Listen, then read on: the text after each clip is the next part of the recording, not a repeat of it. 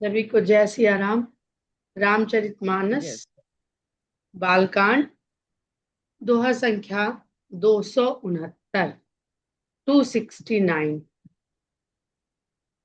बहुरी below की विदेह सन, कहहु काह अति भीर, पूछत जानि अजान जिमि, व्यापेउ कोप शरीर। ये हम लोग सब कल पढ़ चुके हैं। समाचार कही जनक सुनाए, जहि कारण महीप सब आए। हमें पूर्ण आशा है कि अर्थ के बाद जब ये चौपाई पढ़ी जा रही है तो अब आप लोगों को ये कम से कम इनका जो अर्थ है वो पूरी तरह समझ में आ रहा होगा। नहीं तो वो अर्थ भी नहीं समझ में आता है, मूल मूल कथा समझ में आ जाती है। सुनत बचन फिर अनत निहारे, देखे चाप खंड महि डारे। अतिरिस बोले बचन कठोरा, कहु जड़ जनक धनुष कै तोरा। बेग देखाऊ मूढ़ न ताजू, उलटऊ महि जहां लहि तव राजू।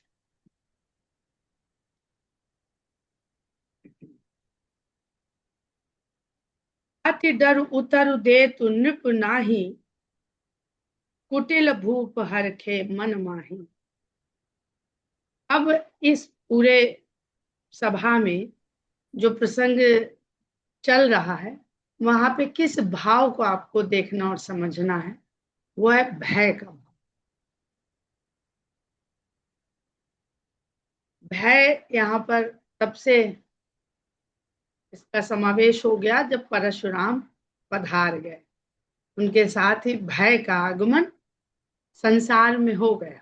अगर इसको संसार मान लीजिए, एक कहते हैं ना रंगमंच जिंदगी का मंच है, तो अगर इस भगवान का जो धनुष यज्ञ का जो लीला का मंच है इस समय यज्ञशाला, इसको अगर हम जीवन का मंच मान लें तो यहाँ पर भय की उपस्थिति और भय की उपयोगिता और अनुपयोगिता, अब लगेगा कि भय की उपयोगिता क्या है तो धीरे धीरे समझ में आ जाएगा। उसके लिए हमारे साथ लक्ष्मण जी हैं। तो भगवान तो निरीह निर्गुण निराकार, लेकिन जो उनका साकार रूप की लीला का जो तात्पर्य है, वो कहते हैं ना साथ में एक वो जो चलता है अनुवादक, वो चले तो वो भाषा नहीं भी आती हो तो वो समझाते चलता है। तो वो लीला भगवान की जो है वो जो ना समझ में आ रही हो तो वो लक्ष्मण जी संग में है, वो उसको अपने हाव भाव से मनुष्य को समझाने के लिए करते हैं।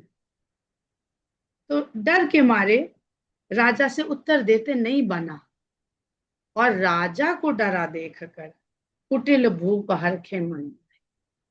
जो सभा में राजा उपस्थित थे दूसरे, वो मन ही मन बड़े खुश हो गए। सारे भाव आप जोड़ के समझ सकते हैं, मनोविज्ञान है यहाँ, मनुष्य का मनोविज्ञान। पहले तो हम पा लेंगे क्योंकि अपने बल पे भरोसा है, आत्मविश्वास से बढ़कर ओवर कॉन्फिडेंस है।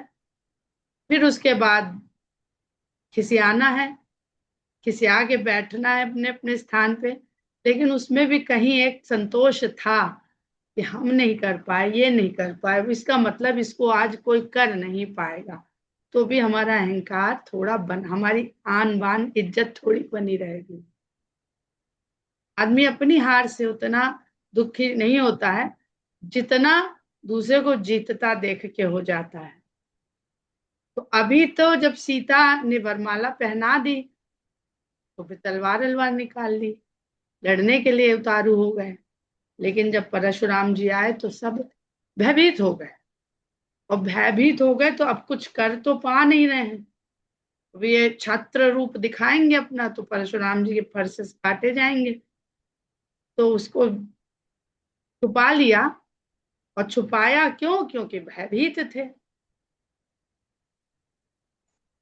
लेकिन व्यक्ति हम अब सामान्य जन की बात करें, राम को सीता मिली, यानी श्री, समृद्धि, वैभव, ऐश्वर्य, कीर्ति, सीता में सब कुछ समाहित। समाहित भगवान जो जब शयन कर रहे हैं, योग निद्रा में हैं, तो भगवान तो सो रहे हैं और शेष जग रहे हैं, और दोनों अनंत हैं, उस पर बाद में बात करेंगे। लेकिन माता लक्ष्मी का वहां पर जो स्थान है वो भगवान में निहित है, ठीक है ना। भगवान में श्रीवत्स के रूप में, भगवान के वक्ष स्थल में वो समाई हुई है, हृदय में उनके। लेकिन जब भगवान लीला करने आए तो वो भी प्रकट हुई, तो श्री विश्व विजय की श्री मिली ना राम को, विश्व विजय का ऐश्वर्य मिला।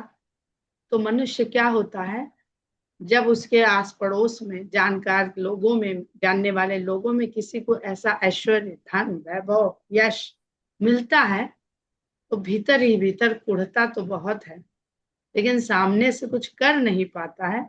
लेकिन जिस दिन ईडी का छापा पड़ता है उसके यहाँ,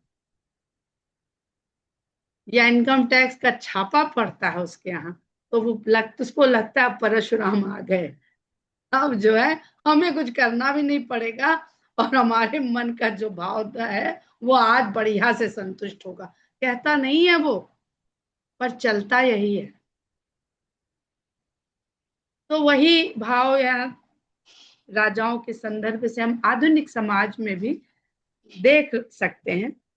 तो कुटिल भूप हरखे मन माही, तो ये एक तरह की कुटिलता है, और ये सबके मन में घर बनाए हुए है।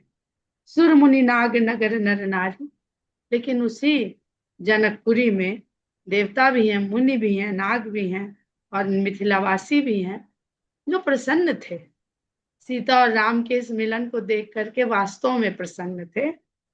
सोचे ही सकल त्रास उर भारी, उनके हृदय में महान संकट उत्पन्न हो गया, भय उत्पन्न हो गया, और सोच में पड़ गए, सोच में घिर गए सब। मन पछताती सी महतारी, विधि अब संवरी बात बिगाड़ी। और सबसे ज्यादा पश्चाताप तो अब सीता की माता को हो रहा है कि विधाता, जो अभी तक विधाता को कह रहे थे कि ऐसा लगता है कि मेरा जो मन का भय है वो कोई तो पहुंचाए, पता नहीं विधाता ने क्या लिखा हुआ है। तो अब विधाता ने तो संतुष्ट हो गई कि नहीं नहीं, ऐसा नहीं है, मेरी कन्या के लिए भी विधाता ने इस संसार में वर रचा था, और वो वर हमें प्राप्त हुआ, मिल गया। तो वो बात जो बनी थी वो विधाता ने फिर बिगाड़ दी। भृगुपति कर सुभाव सुनि सीता, और सब आपस में फुसफुसा के बातें कर रही हैं सब सखियां। तो परशुराम का स्वभाव जब सीता ने सुना, तो अर्ध निमेष कल्प सम में, तो निमेष, अर्ध निमेष जो है वो भी उनके लिए एक कल्प के समान भारी हो गया, लंबा हो गया। अब सीता को भय छूटा कि मिलेंगे कि नहीं मिलेंगे, जो असमंजस की स्थिति है। और लक्ष्मण जी ने जब कोप किया और चुनौती दी, तब सीता को डरना चाहिए था, क्योंकि उनका प्रेम तो राम के लिए था। और लक्ष्मण जी खड़े हो गए कि अभी हम तोड़ सकते हैं, पर तब सीता जी नहीं डरी, तब हर्षित हुई। उसको पढ़िएगा जा करके और खोजिएगा कि क्यों हर्षित हुई। और अब जो लक्ष्मण के कोप से नहीं डरी, जिनके मन में हर्ष हुआ, क्योंकि वो तीनों एक ही है, राम लक्ष्मण सीता एक ही है।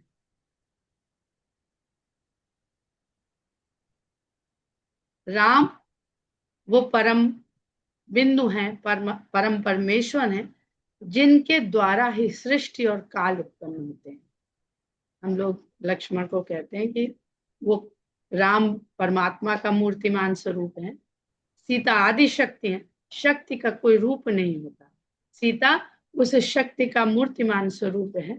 तो लक्ष्मण इस पूरे सृष्टि की जो रचना हुई उसमें काल के मूर्तिमान स्वरूप।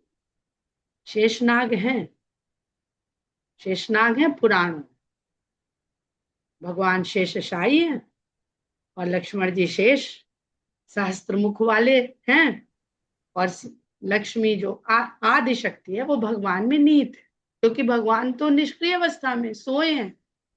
तो जब भगवान सोए हैं तब भी मतलब भगवान का सोना और जागना एक साथ एग्जिस्ट करता है, सृष्टि से परे। तो वो लक्ष्मण जी, सीता जी उनको तो जान रही हैं, लेकिन भृगुपति से, क्योंकि अभी राम से पूर्ण मिलन नहीं हुआ, और राम की भी शक्ति तभी उजागर होंगी अब सारी जब सीता से मिलन होगा। तो ये शक्ति, सामर्थ्य, शक्तिमान और शक्ति के क्रियान्वयन का रूप है सृष्टि में। इसको धीरे धीरे लीला के द्वारा, या हम मंगलवार को इस पर चर्चा करेंगे, इस रूप पर। सभे बिलो के लोग सब जान जान की भीड़, हृदय न हरस विषाद कछु बोले श्री रघुवीर। देखिए राम, वही अभी जो हम लोगों ने कहा, वो निरीह है, निर्गुण है, निराकार है, उनको हर्ष विषाद होता ही नहीं। सबकी अवस्था बार बार बदलती है, क्षण में हर्ष में आ जाएंगे, अगले ही क्षण विषाद में आ जाएंगे, खो जाने के भय में आ जाएंगे, मिल जाने के हर्ष में आ जाएंगे। लेकिन श्री रघुवीर जो हैं, उनके हृदय में ना हर्ष है ना विषाद है। ज्योत्सना ध्यान से सुने, जिनको इच्छा को लेकर के बहुत असमंजस रहता है। इस पर बात विस्तार में बात बाद में करेंगे। अभी उनकी इच्छा नहीं है, उनको भय नहीं है, उनको निर्भयता भी नहीं है, तो इसलिए ना उनको हर्ष है ना विषाद है। लेकिन अपने भक्तों का भाव वो देख रहे हैं, सब है बिलो के लोग सब। और अगर भगवान ऐसे में भी निष्क्रिय बना रहे तो भी उसके होने ना होने का भक्त के लिए कोई फायदा नहीं। जब लोगों को देखा और सबको डरा हुआ पाया, और सबके डरे होने के साथ साथ जानकी को भी डर हुआ, तब तब भगवान बोले कि नाथ शंभु धनु भंजनिया, और परशुराम को नाथ कह के संबोधित किया। आप तो मेरे स्वामी हैं। शंभु धनु का भंजन करने वाला हो ही क्यों एक दास तुम्हारा। आपका ही कोई एक दास होगा। आखिर शिव धनुष को कोई, आप तो ज्ञानी हैं, भक्त हैं, गुरु मानते हैं आप, तो उन्हीं का तो कोई शिष्य होगा जो इस काम को कर पाएगा, तो आपका दास ही होगा वो। अब परशुराम जी की जो दृष्टि है उस पर ऐसा पर्दा पड़ चुका है, वो केऊक से ये समझ रहे हैं ये किसी और को बचा रहे हैं, क्योंकि भगवान तो थर्ड पर्सन की तरह बात कर रहे हैं ना। वो ये कहते कि वो दास मैं हूं, मैंने तोड़ा है, लेकिन मैं तो भगवान ने कभी कहा ही नहीं। भक्त बहुत कहते हैं मैं भक्त हूं, भगवान ने मैं शब्द का प्रयोग ही नहीं किया। उनको बताने के लिए लक्ष्मण साथ में रहते। तो आयसु कहा कहिए कि मोहि, आज्ञा दीजिए, मुझसे कहिए क्या करना चाहते हैं। अब परशुराम इसको ऐसे लग रहा है उनको कि जो कार्य आप करना चाहते हैं ना, उस उद्दंड के साथ हमको बताइए, हम कर देंगे। और वो कह रहे हैं कि आप आज्ञा मुझसे कहिए, आप उसको क्या दंड देना चाहते हैं। तो बहुत सुंदर भाव है यहाँ पे। संस्कृत के अगर आप प्रथम पुरुष, द्वितीय पुरुष और तृतीय पुरुष से इसको समझने का प्रयास करेंगे तो सुन रिसाई बोले मुनि कोई, क्रोध में भरे हुए तो थे ही, ये बात सुन करके और गुस्से में भर गए, और गुस्से में भर कर बोले। पहले तो व्याप्त था कोप शरीर में, अब और बढ़ा गुस्सा। सेवक सो जो करे सेवकाई, हरि करनी कर करई लड़ाई। सेवक, तुम कह रहे हो कि मेरा दास होगा तो मेरा सेवक होगा। सेवक का काम है कि वो सेवा करे बैठ के मेरी। हरि करनी, हरि यानी शत्रु, करनी यानी करनी, जैसी करनी वैसी भरनी, करनी कठिन, हरि करनी। उसने कृत्य तो शत्रुओं वाला किया, तो ऐसे के साथ मैं बातचीत करूंगा। उसके साथ तो मैं लड़ाई करूंगी। हरि करनी करी करई लड़ाई, जिसने शत्रुता का कार्य किया है उसके साथ तो लड़ाई ही की जानी चाहिए। सुनो राम जय शिव धनु तोरा, सहस बाहु सम सोरि पुमोर। हे राम, तुम सीधे सीधे बताओ कि किसने शिव धनुष तोड़ा है, क्योंकि जिसने भी तोड़ा है वो मेरे लिए सहस्त्र बाहु के समान ही मेरा शत्रु है। वो समझ रहे हैं, सब डर रहे हैं, उसको बचाने की कोशिश कर रहे हैं कि किसी तरह से मेरा क्रोध शांत हो जाए, तब उसे मेरे सामने लाया जाए। लेकिन लक्ष्मण जी उल्टा करेंगे, वो उनके क्रोध को और बढ़ाएंगे। सो बिलगाऊ बिहाई समाजा, न तुम्हारे जही सब राजा। तो ये सब बात मत करो, सेवक है, दास है, ये वो, ये नहीं, सीधे सीधे उसको पूरी सभा से अलग करके खड़ा करो कि ये है जिसने धनुष तोड़ा। अब यहाँ देखिए, तो राम बात कर रहे हैं तो समाज से तो अलग होके ही बात कर रहे हैं। और सबने, जहां साधारण स्त्री पुरुषों ने राम को देख के सब लोगों से अलग उनको पाया, जो साधारण जन है उनको परशुराम जैसा विद्वान नहीं पहचान पा रहा है, क्योंकि शक्ति का बहुत उनको अहंकार हो गया। तो कहते उसको समाज से अलग करके खड़ा करो, नहीं तो मैं ज्यादा देर इस क्रोध को सह नहीं पाऊंगा। ये क्रोध मेरा जब निकलेगा तो सब राजाओं को मैं एक तरफ से मार दूंगा कि इनमें से कोई ना कोई तो होएगा। सुनि मुनि बचन लखन मुस्काने, बोले परसु धरहि अपम।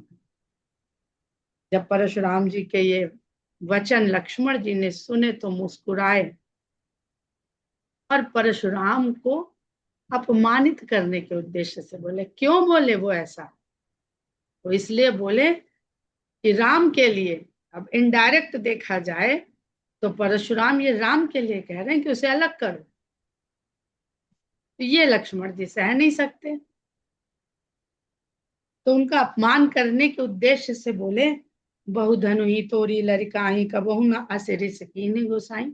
अरे आपको लगता है धनुषों से बहुत प्रेम है, लगता है आप कोई धनुष कलेक्शन करते हैं। ये करते हैं ना लोग, कोई स्टैम्प कलेक्शन, कोई करेंसी कलेक्शन, कोई कॉइन कलेक्शन, कोई स्टोन कलेक्शन, तरह तरह के। तो लगता है आपको धनुष कलेक्शन का इतना प्रिय है, आपको ये धनुष रूपी शस्त्र, कि आप, लगता है इनको हम ये अपनी तरफ से जोड़ रहे हैं कि आप तो लगता है हर धनुष के बारे में जानकारी रखते हैं, और आपके पास रहे या किसी के पास रहे वो। लेकिन हमने तो बड़े धनुष तोड़े बचपन में, तो ऐसे वैसे धनुष नहीं तोड़े होंगे, उसमें भी कुछ विशेष धनुष भी रहे होंगे। तो आपने ऐसा गुस्सा तो कभी नहीं किया। कबहू न असिरिस कीन गोसाई, गोसाई भी कह दिया कि आप तो अपने इंद्रियों के स्वामी हैं, आप साधारण ऋषि मुनि थोड़ी हैं, आप तो गोस्वामी जी हैं। इंद्रियां जिसके वश में रहती हैं, आप एक दास की बात कर रहे हैं। आप तो अपनी इंद्रियों को भी अपना दास बनाए हुए, पर व्यंग इसमें यहाँ ये है कि आप तो अपनी इंद्रियों के दास हो गए, बुद्धि के। यही धनु पर ममता के ही हेतु। अच्छा इतना तो बताइए, ममता शब्द कह दिया, जो हम लोगों ने पहले ही बोला था कि दो तर्कश जो धर के आए हैं, वहां पे परशुराम क्या दो लादे हुए हैं अहंकार के भाव, मैं और मेरा, और दूसरा शांत वेश करनी कठिन, ऋषि का स्वरूप है, और जो उनका वहां पर प्रकट कर रहे हैं वो तो अशांत वेश है। शांति की तो कोई बात ही नहीं कर रहे हैं, क्रोध ही क्रोध की बात कर रहे हैं। तो इस धनुष पर क्यों अधिक ममता है? ये मेरा है, मेरा है, ममत्व का भाव, मेरा होने का भाव। सुनि रिसाई कहे भृगकुल केतु। इतना कहना था कि परशुराम का क्रोध और बढ़ गया।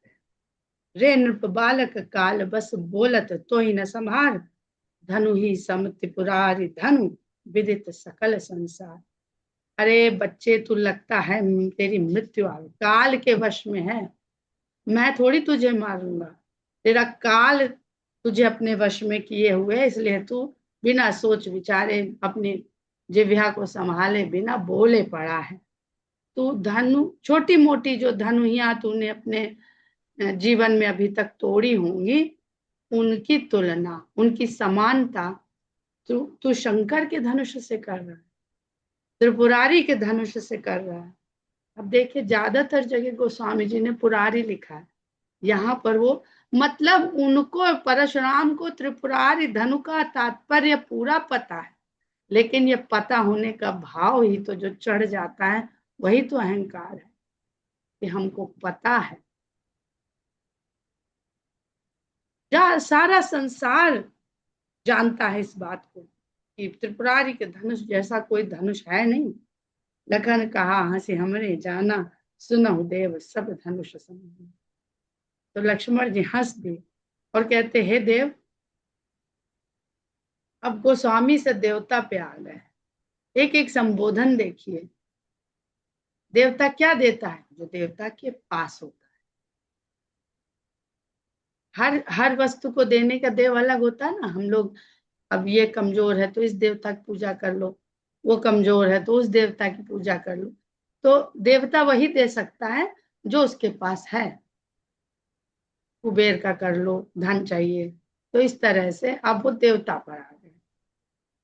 लक्ष्मण जी ने हंसकर कहा कि हे देव, हमारे लिए तो देखिए सब धनुष एक समान है। काछति लाभ जून धनु तोरे, देखा राम नयन के भोरे। और इतना गुस्सा, अरे जून, जून मतलब जीर्ण शीर्ण, जो बिल्कुल हाथ लगा दो तो टूट जाए, इतना एंटीक हो गया था ये। 7 पीढ़ी तो यही लोग संभाल रहे थे, और उसके 7 पीढ़ी ज्यादा से संभाल रहे थे। 7वीं पीढ़ी में तो दिया गया था, उसके बाद से जाने कितनी पीढ़ी निकली, ये लोग संभाल रहे थे। उसके पहले युद्ध में चला भी है, तो अभी में कुछ बचा था? ये तो जीर्ण शीर्ण हो गया था, तो इसके टूटने उठने से क्या लाभ। हम लोग पुरानी चीज टूट जाए, बच्चा तोड़, कहते कोई बात नहीं, बहुत यूज कर चुके, चलो गई तो गई। लेकिन नई चीज टूट जाए तो बहुत गुस्सा आती है कि तो अभी इसको तो खोलते ही पैकेट तोड़ दिया। तो कहते हैं राम ने तो इसको नए के धोखे में देखा था, नयन के भोरे। उनको लगा कि कोई बड़ी नवीन चीज दिखाई जा रही है, तो अब जरा ज्यादा ठीक से देख लिया, पर ये तो ऐसा जीर्ण शीर्ण गला हुआ था कि छूते ही टूट गया। छुअत टूट रघुपति न दोस्तों, उनके छूते ही टूट गया। अभी तो उन्होंने इसमें बल प्रयोग किया ही नहीं था। मुनि बिनु काज करिए कत रोष, बिना कारण आप किस लिए रोष कर रहे हैं। बोले चितई पर सुखी होरा, रे सठ सुनहि स्वभाव न मोरा। जब लक्ष्मण जी ने ऐसा कहा, तो परशुराम जी अपने फरसे की ओर देखते हैं। अब देखिए, दृष्टि पहले राम की ओर, फिर अन्यत्र, तो जब धनुष के खंड की ओर, और अब अपने फरसे की ओर। दृष्टि कहां से कहां ले जा रही है, तो जैसी दृष्टि वैसी सृष्टि, बुद्धि की वैसी सृष्टि होती जा रही है, जैसी दृष्टि हो रही है। तो अपने फरसे की ओर देख करके बोले, रे सठ सुनहि स्वभाव न मोरा। अरे दुष्ट, तुम्हें लगता है मेरा स्वभाव सुना नहीं है। बालक बोली बंधो बधौ नहीं तो ही, केवल मुनि जड़ जा नहीं मोह। अब एक और जड़ पैदा कर दिया उन्होंने। अभी तक तो जनक ही जड़ मान रहे थे, अब लक्ष्मण जी को दुष्ट के साथ साथ जड़ भी कह। मैं तो तुझे बच्चा समझ करके तेरा वध नहीं कर रहा हूं, और तुझे लग रहा है कि मैं तो बस मुनि हूं, इतने दिनों से विश्वामित्र के साथ घूम रहा है, और उनके साथ ढेरों जो मुनि चलते हैं आगे पीछे उनके साथ, उनके समूह में, लगता है वैसा ही तूने मुझे, अब मुनि होने का भी अहंकार बढ़ रहा है। अरे तुम जड़ बुद्धि भी हो।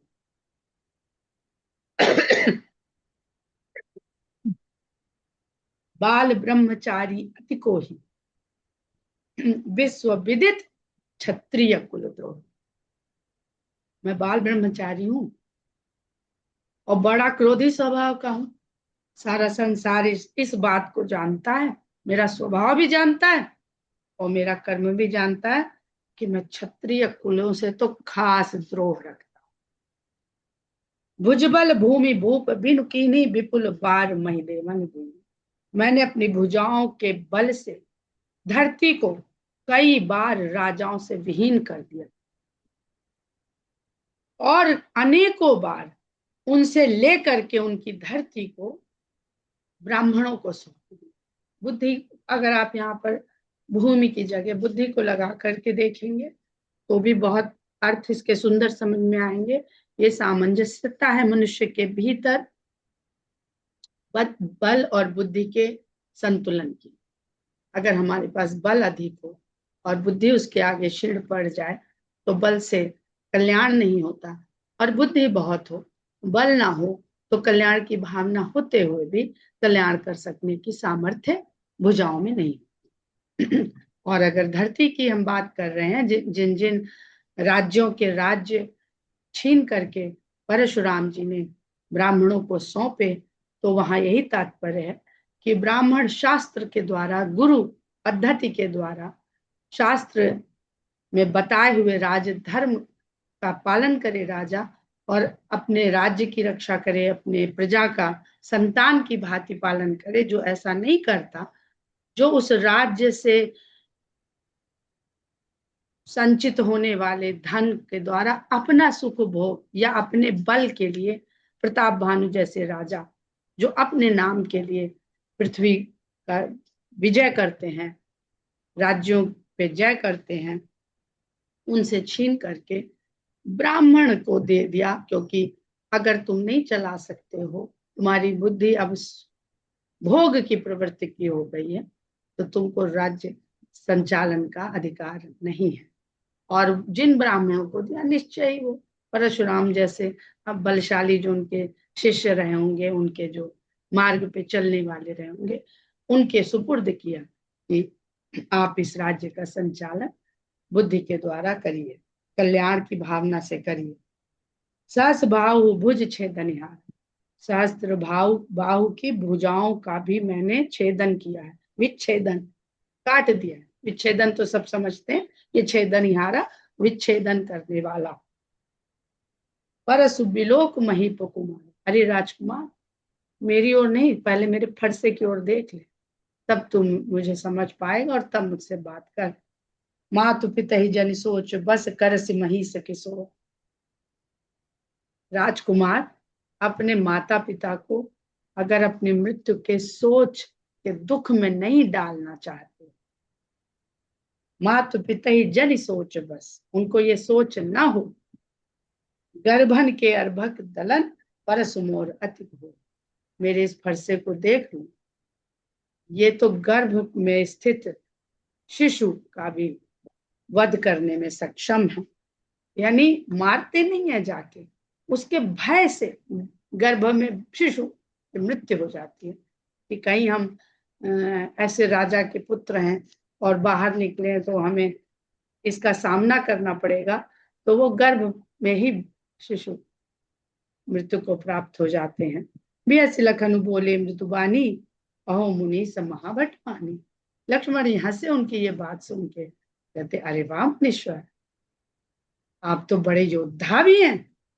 मैं तो मुनि, आपने सही कहा कि तो मुझे खाली मुनि समझ रहा है। अरे मैं तो मुनि ही समझा था आपको, लेकिन अब आप जो बोले तो पता चला कि आप बड़े भटमानी हैं, योद्धा हैं। भट यानी योद्धा। पुण्य पुण्य मोहि देखाव कुठारू, चाहे तो उड़ावन फूकी पहाड़। आप बार बार मुझे अपना फरसा दिखा रहे हैं, तो आप ऐसा लगता है कि बोलियों से फूक मार मार के पहाड़ उड़ा देंगे क्या। फरसा दिखा दिखा के हमें भय को देखिएगा, इस पर हम लोग चर्चा करेंगे बाद में। जो राम से भयभीत होता है वो फिर किसी से भयभीत, यहाँ पे वो वाला भय नहीं है कि भय बिन प्रीत ना हो तो गोसाई। लेकिन लक्ष्मण जी अगर डरते हैं संसार में तो केवल, और राम को डराना नहीं पड़ता, आंख का इशारा, चेहरे का भाव, इतना बहुत है लक्ष्मण जी के लिए। उनको दंड नहीं देना पड़ता, डंडा नहीं दिखाना पड़ता है राम को। यहाँ कुम्हड़ बतिया को नाही, जे तर्जनी देख मर जाए। तो आपने क्या समझ लिया? मैं ऐसे ही आपसे वार्तालाप कर रहा हूं। मैं भी कुम्हड़े की बात ही नहीं हूं कि उंगली दिखाएंगे और मैं मुरझा जाऊंगा। देखी कुठार सरासन बाना, मैं कुछ कहा सहित अभिमान। मैंने तो देखा वेश तो मुनियों को बनाए हैं, लेकिन उसके साथ साथ आप फरसा और धनुष बाण भी लेकर आए हैं। तो मैंने सोचा कि चलो कोई आया जो वीर भी है इस सभा में, कोई तो वीर पधारा जिससे वीरता की बातचीत हो जाए।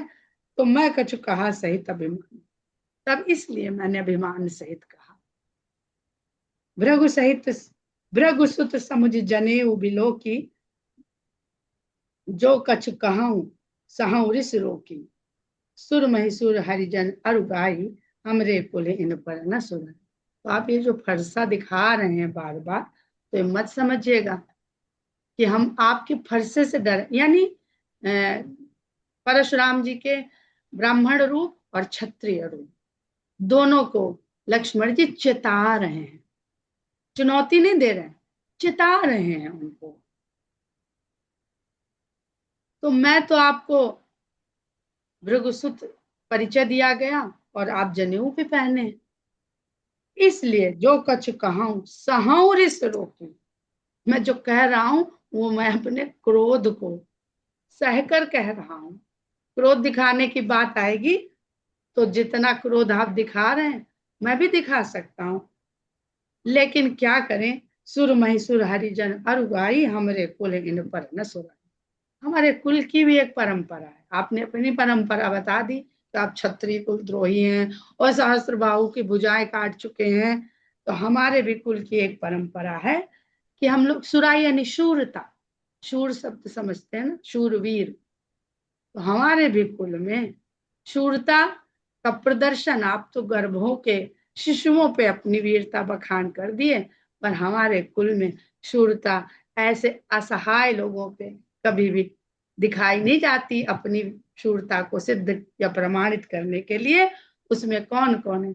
देवता, ब्राह्मण, भगवान के भक्त और गाय, ये चार लोगों पर हम अपनी शूरता का प्रदर्शन या प्रयोग नहीं करते। बधे पाप अप कीरत हारे, मारत हूँ पाप परिय तुम्हारे, कोटि कुल से सम बचन तुम्हारा, व्यर्थ धरो धन बात कुठारा। यहाँ से हम लोग कल पढ़ेंगे। समय समाप्त हो रहा है आज का, तो किसी भी क्षण बंद हो सकता है, तो यहीं तक पढ़कर विराम लेते हैं। जय सिया राम। जय सिया राम। जय सिया राम।